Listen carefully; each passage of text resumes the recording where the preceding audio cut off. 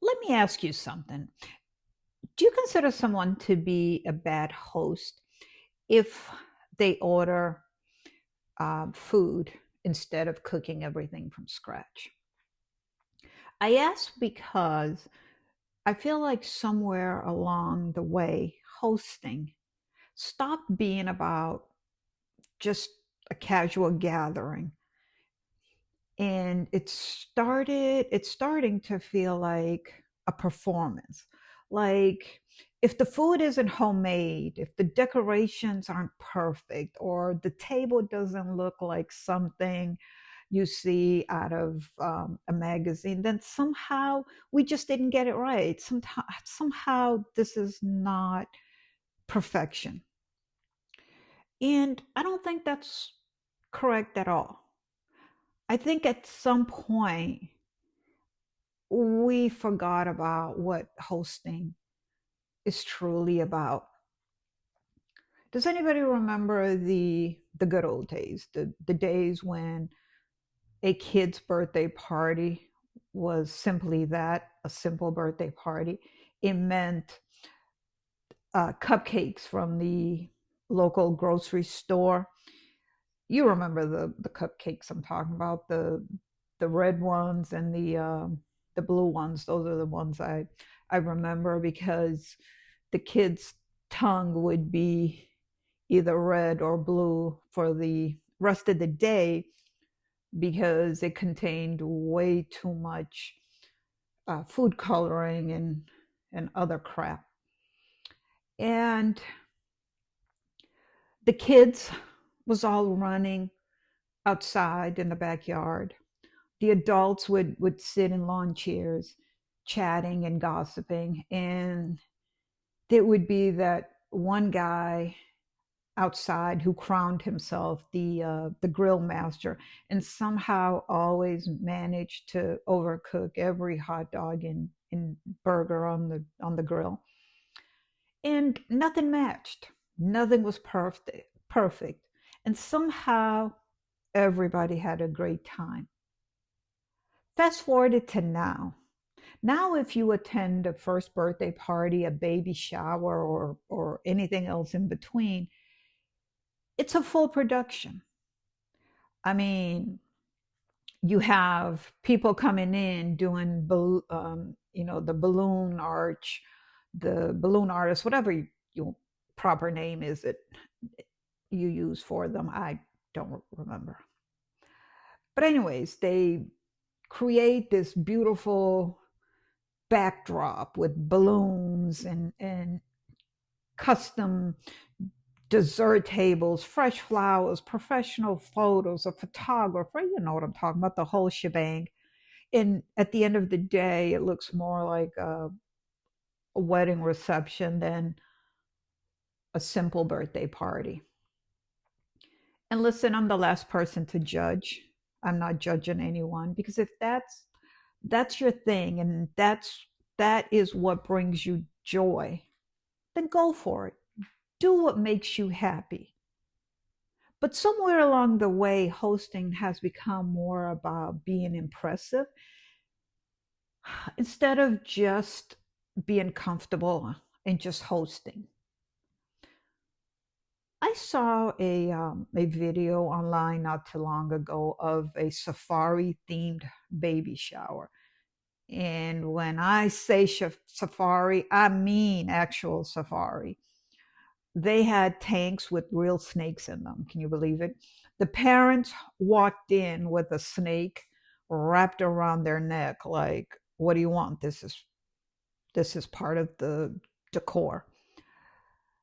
And all I can think of was if I was invited and I walked through that door, I would leave the gift at the door and run straight back to my car as quick as I can because that's just a lot.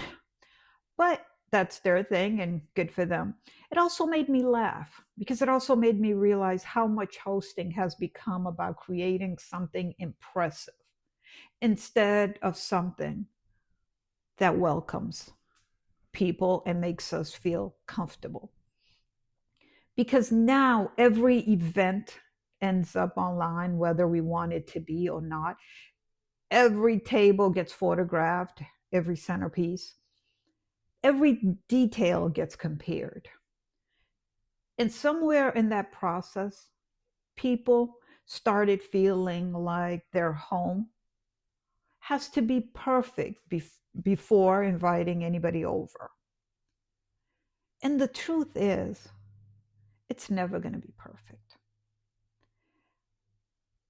And also, what we need to remember is that by the end of the event, the person hosting it is probably exhausted keeping up with all of that because hosting is hard. Some people work all week, they're tired. Life is busy. And sometimes the smartest thing you can do is make it easy or easier on yourself. There's no right way to host or wrong way. Some people love cooking everything from scratch. They're in the garden picking fresh herbs. They bake 3 days in advance from scratch, doing that whole Martha Stewart crap. And I just want to say to them, in the words of my niece, you're doing too much right now. But if that's what brings them joy, that's beautiful. I admire people like that. I admire people that goes that extra mile, I guess. But that's not me. I try to take the easy way out, I guess. I I want to work smarter, not harder. But maybe to them that's not hard work. Maybe that's just what they love and enjoy, and that's great. But then there's the others that will simply just order from their favorite restaurant or bakery because they do not want to spend all of Saturday morning in the kitchen cooking and prepping and all of that because it's exhausting, like I said. They would rather have enough energy for when their guests arrive. And that's also okay. And most of us fall somewhere in the middle. We do a little bit of homemade, a little bit of store bought, and try to figure out a shortcut here and there. In my case, I like to figure out a lot of shortcut. And honestly, personally, I feel that's the smartest way to go about it. If you can save yourself some time, why not? Why not find a way that you can host and still be able to enjoy your event?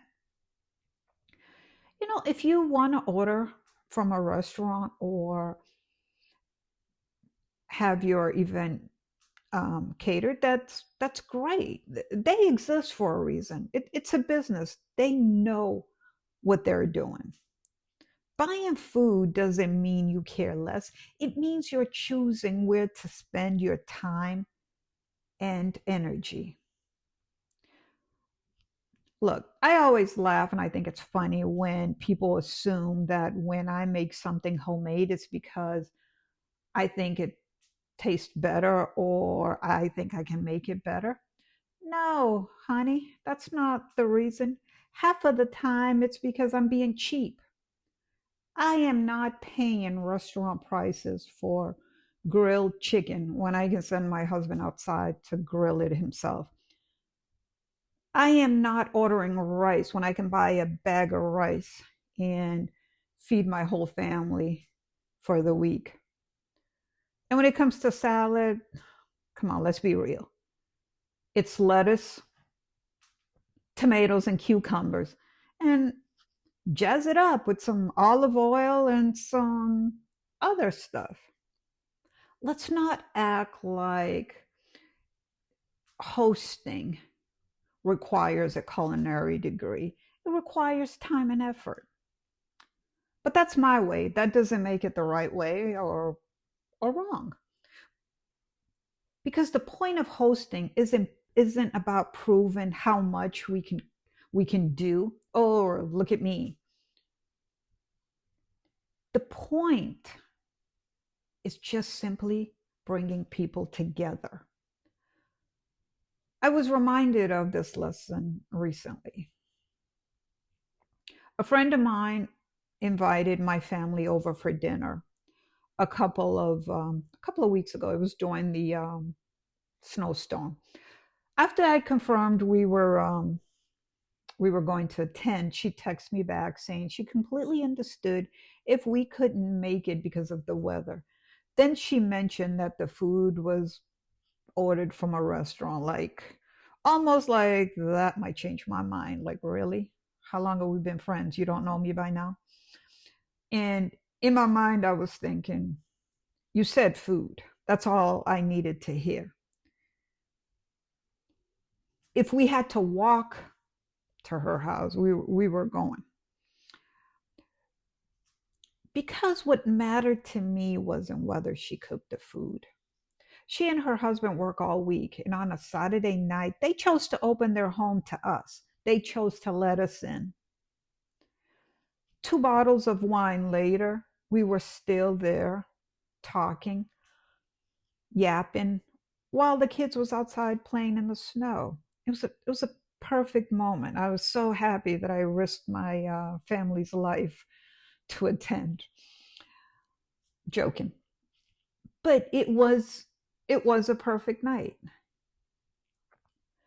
Every time I get an opportunity to spend time with them, I feel like I leave a little wiser and a little better. A few months from now, heck, I probably will not remember what the food tastes like. I mean, the food was good, don't get me wrong, but what I remember most and what I will remember most is the conversation, the warmth, the laughter, and the feeling of just being present and feeling welcome. The hugs when we left. It was an awesome night. And that's what hosting is all about. It's making someone feel better in your home than when they have arrived. And that's why we need to take some of the pressure off ourselves. You don't need a big spread. Sometimes it might be just cheese and cracker on an elegant plate and a glass of wine. And sometimes, heck, it's takeout. It's takeout served on real nice dishes. And that reminds me of a little hosting tip. If you bought the food, don't leave it in a plastic container. Put it on a nice platter. Use a nice bowl. Drizzle a little bit of olive oil on top. Present the food in the way that looks awesome, because presentation matters. How we present food to somebody makes a big difference. It doesn't matter if it came from, your local Publix or Walmart or Costco, whatever.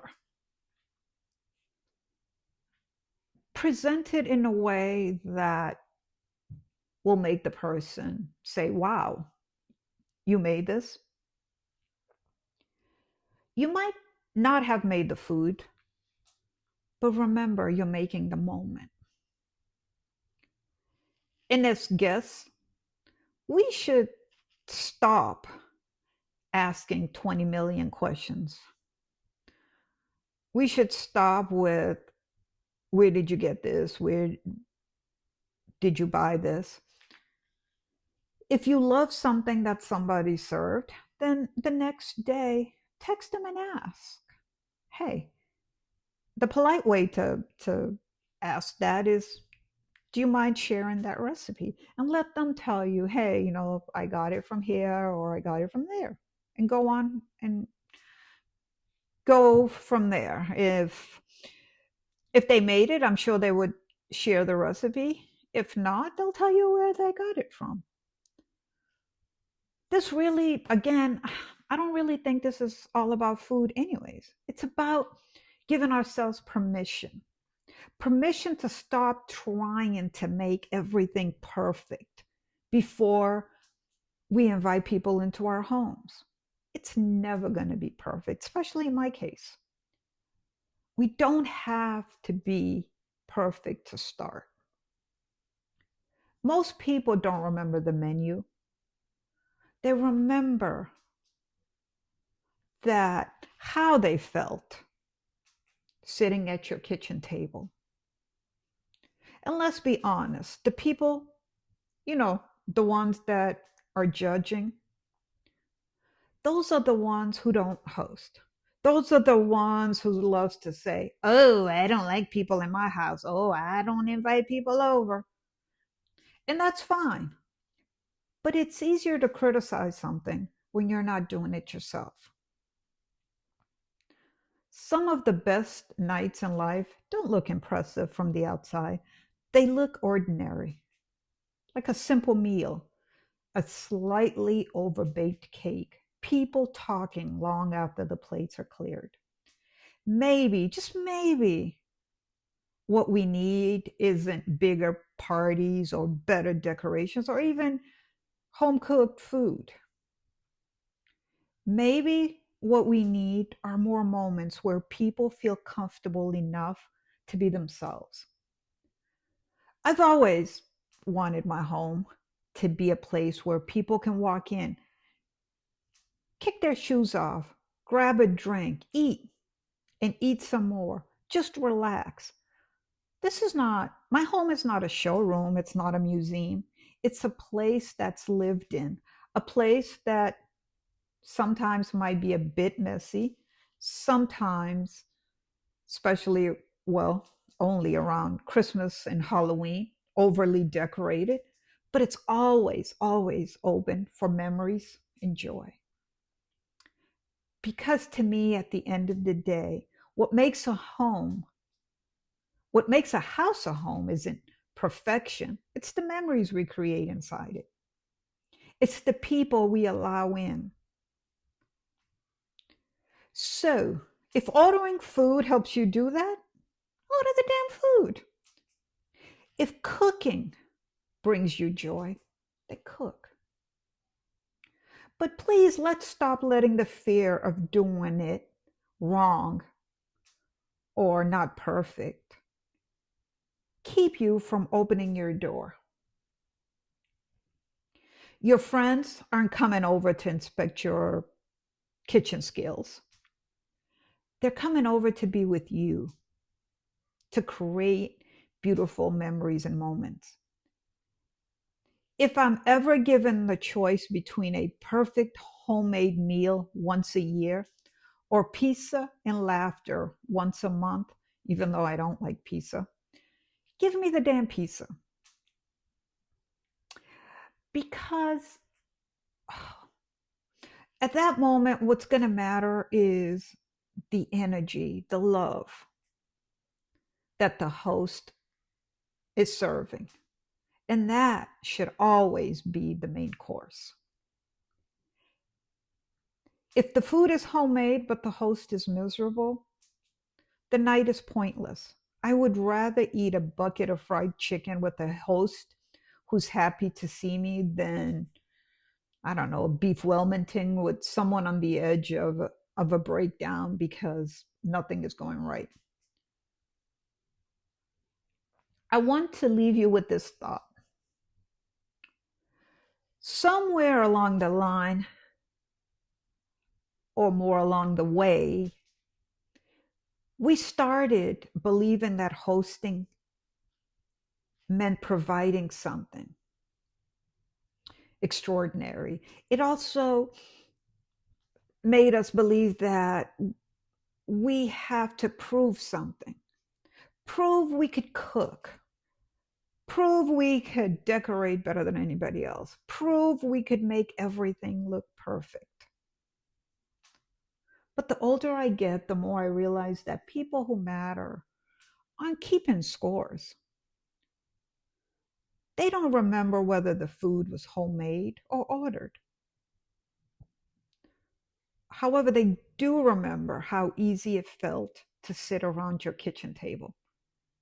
They remember laughing a little too long, staying a little later than planned, and leaving better than they arrived. And that is should be the real goal, not perfection. So if ordering food means you're relaxed enough to sit down and enjoy the people in your home, then that's what you should do. That's not cheating. To me, that's being smart. That's wisdom. Because a good host shouldn't just feed people, a good host makes people feel welcome and loved in their home. And sometimes the best thing we can do is make life simple enough that we open our doors more often instead of waiting for everything to be perfect. And stop being unkind to ourselves. If buying the food means you can open the door, guess what? Buy the damn food. Find a shortcut. But let's make it a goal moving forward, not to be perfect in any way. Maybe our goal is simply to say, hey, come on over. Coffee's ready. There's cake on the table. I'm Milu, and thank you for spending this moment with me. If it resonated with you, don't forget to like, subscribe, and share, and comment. Hey, what's a shortcut you love when you're hosting? Please share it with us. And always remember, moments matter. I'll see you on the next one.